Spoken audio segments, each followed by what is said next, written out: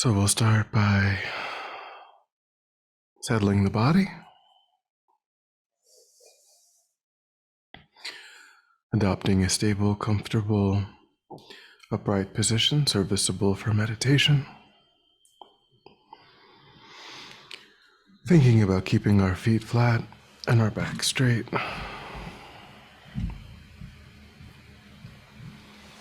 Torso open. Hands in the lap, right over left, with the palms upturned and the thumbs gently touching. Our eyes are gently closed or slightly open, making sure we let in enough light to remain alert. We try to avoid slouching or leaning.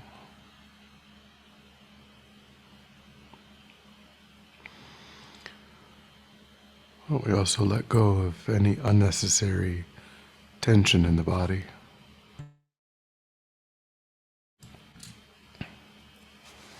Relaxing into a stable, comfortable, upright position.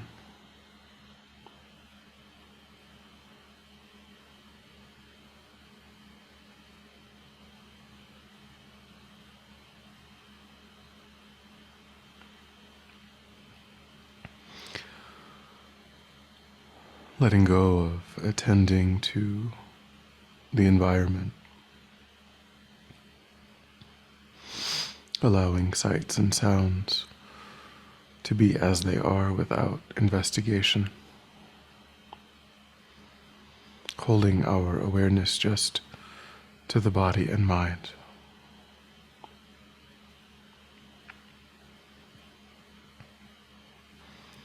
Concentrating that awareness in the present moment by attending closely to the physical sensation of the air moving into and back out of the tip of the nostrils.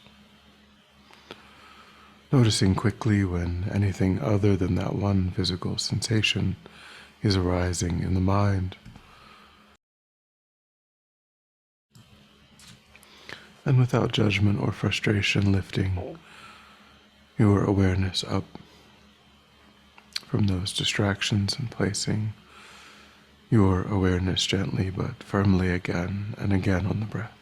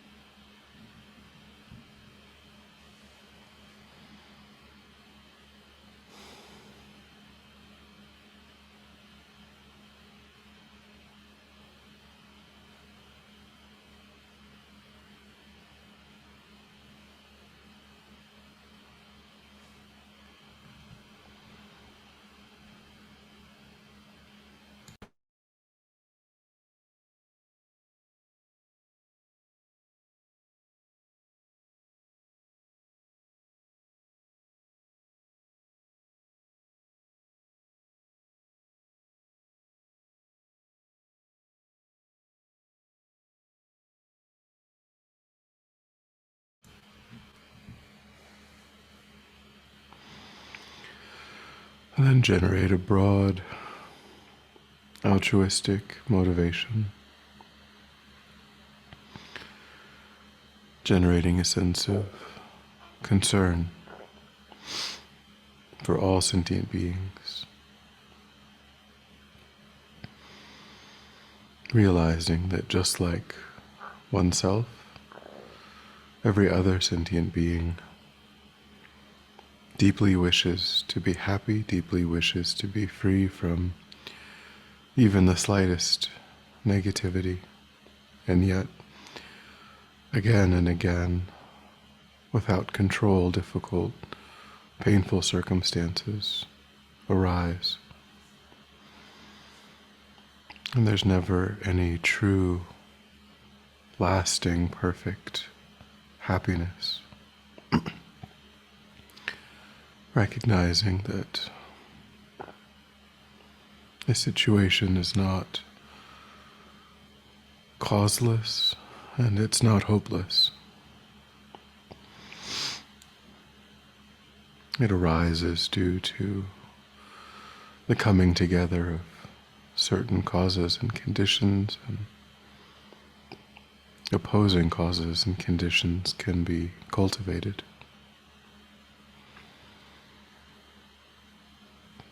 So we think that the purpose of our time is to cultivate those conditions in our own minds, to gain greater clarity, greater wisdom, greater love, greater compassion, greater generosity, greater patience, and deep ethical commitment.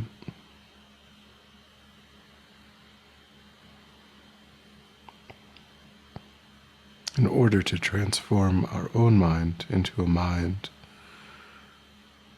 that's spontaneously beneficial for sentient beings.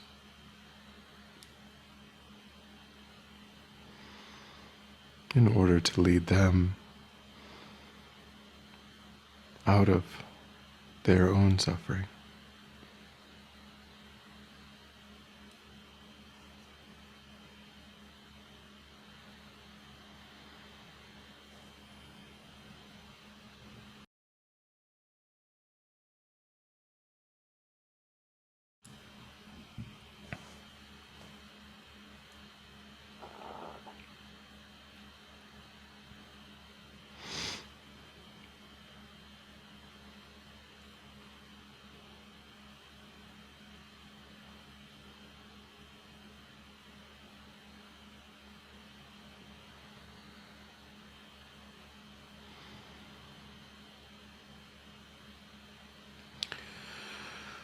And with that motivation, today we'll contemplate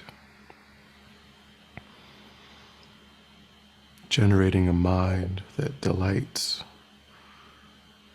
in virtue and goodness.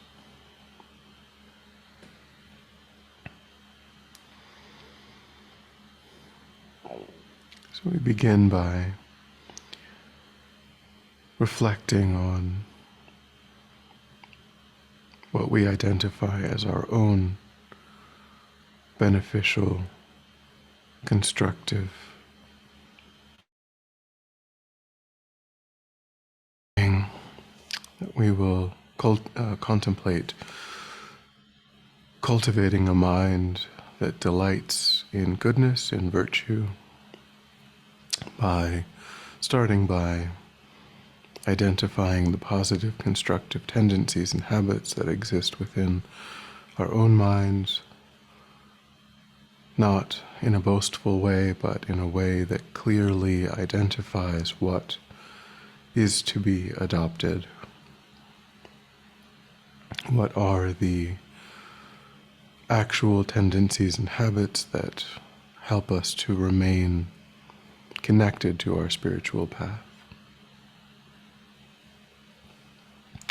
So think back over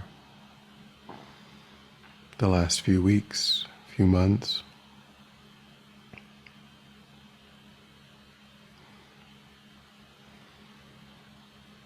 and try to identify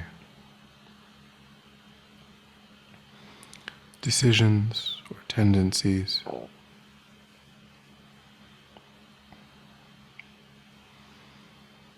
that you would say are helpful, that are supporting your spiritual practice, the efforts that you're making to have a sustainable, ongoing practice.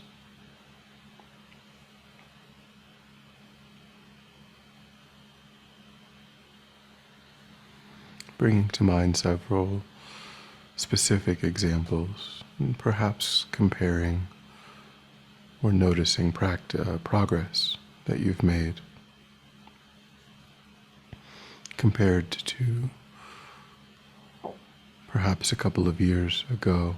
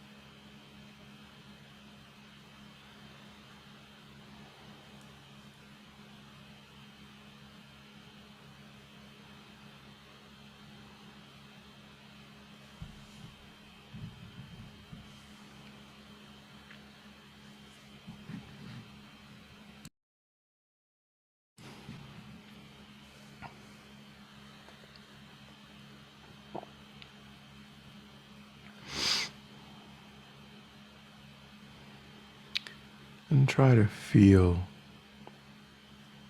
deeply a sense of rejoicing, seeing signs of progress, or even just acknowledging your intentions, your efforts.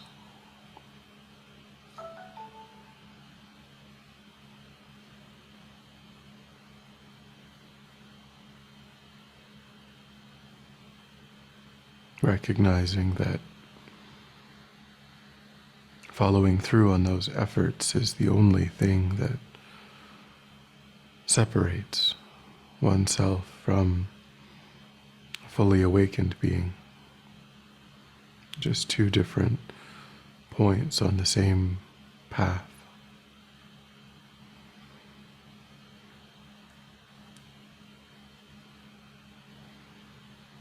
So thinking of those efforts as honoring your potential.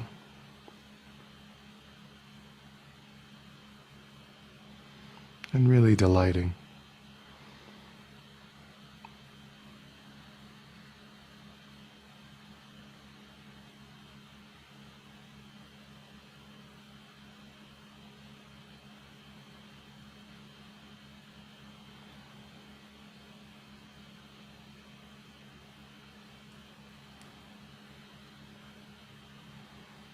It can be challenging to take delight in one's own virtue, but again, the point is to train the mind to enjoy virtuous activity, to distinguish clearly what is or is not beneficial.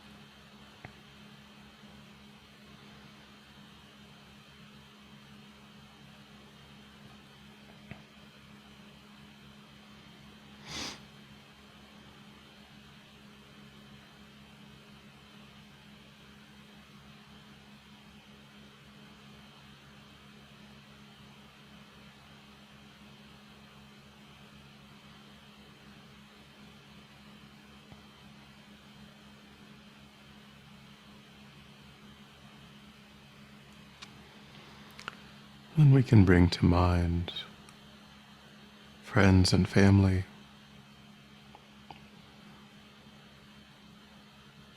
and what we've noticed over the past weeks or months, times when they showed kindness or compassion, generosity, a respect for ethics.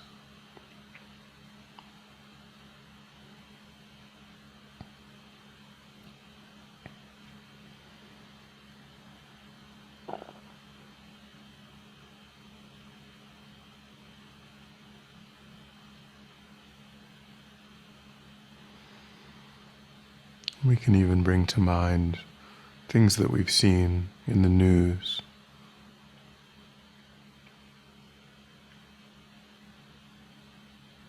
acts of selflessness, kindness.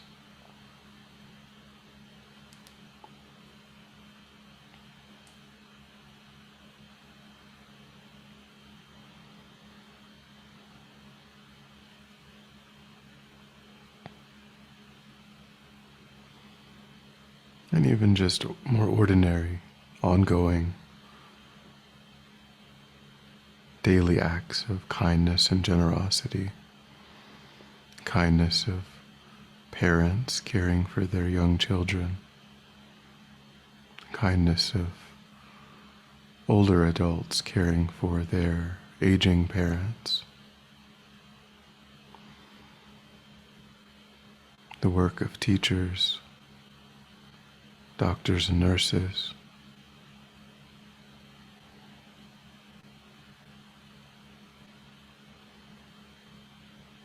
first responders,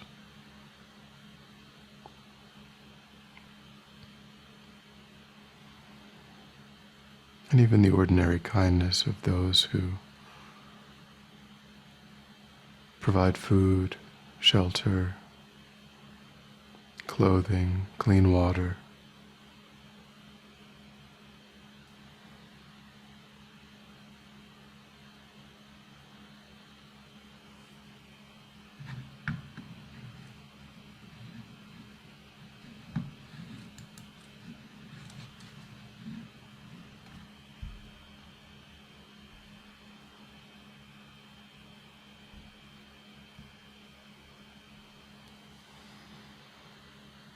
So bring to mind several examples, and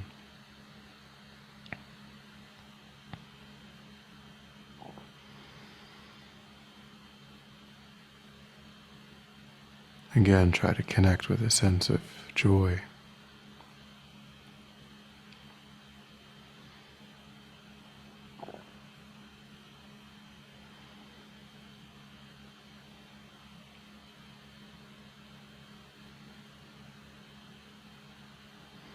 Allowing the mind to be deeply moved.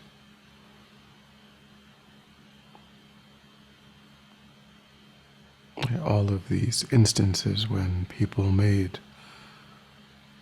more difficult choices, acted in alignment with higher values.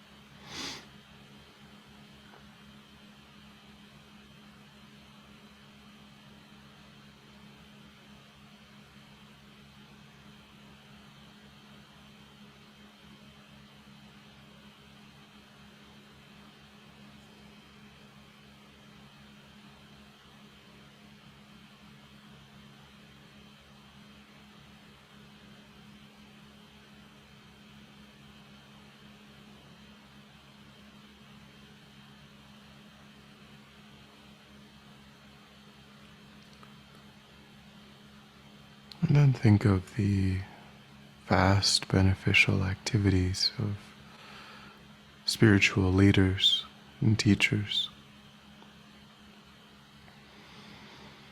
We have a connection to Thupten Norbuling due to the incredible kindness of Lama Zopo Rinpoche and Lama Yeshe, and also His Holiness the Dalai Lama, who had an instrumental role in reconstituting Tibetan Buddhism in exile.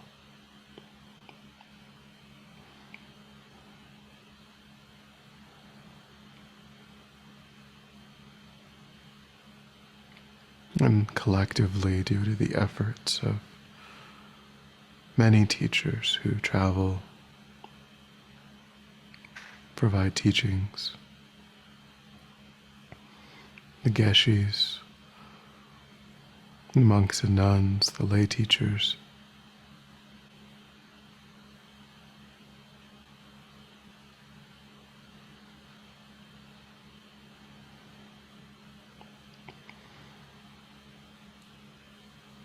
and that process has existed in an unbroken line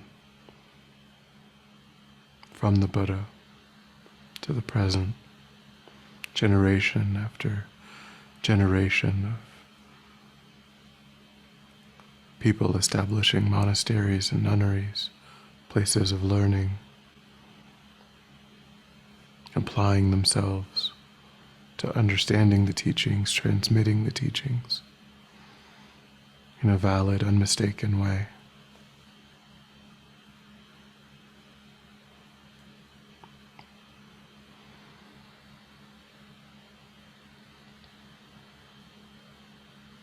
And due to all of that effort, generation after generation, we ourselves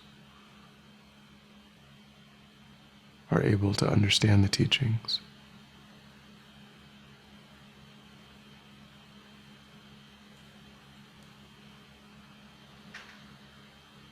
So bring to mind several examples, and you can think how extraordinary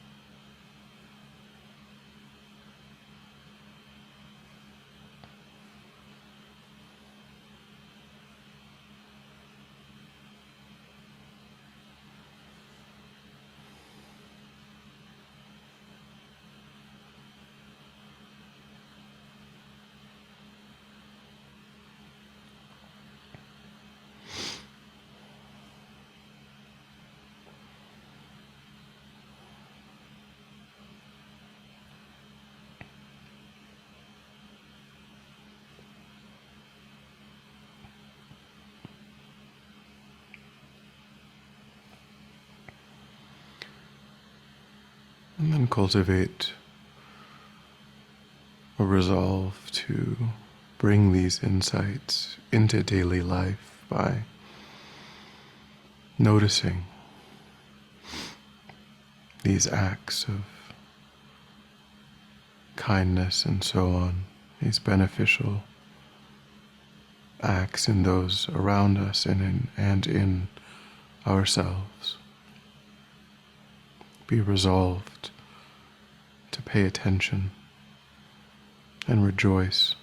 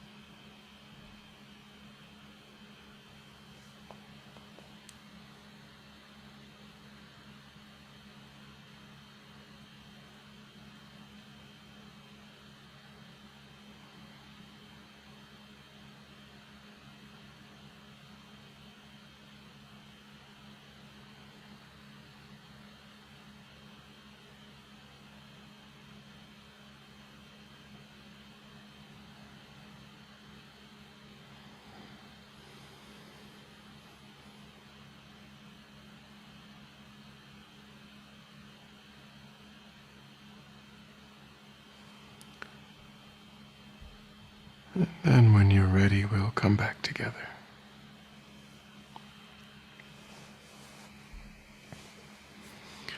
And we'll dedicate.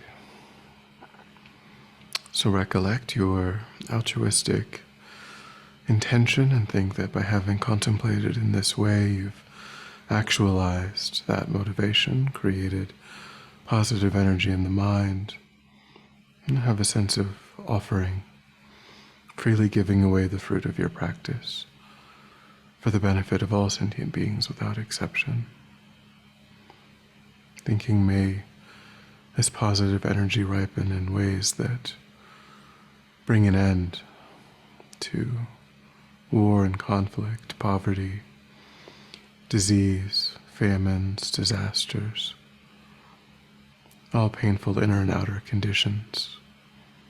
May it fully ripen the minds of all sentient beings. May they quickly meet perfect teachers and arise in the state of full enlightenment. May I too achieve this state of enlightenment in order to work for the benefit of sentient beings perfectly. May any obstacles facing the Guru's long life be completely dispelled, and may I and all sentient beings come under the joyful care and guidance of enlightened beings in this moment. May we be guided and protected until we swiftly achieve that state of enlightenment.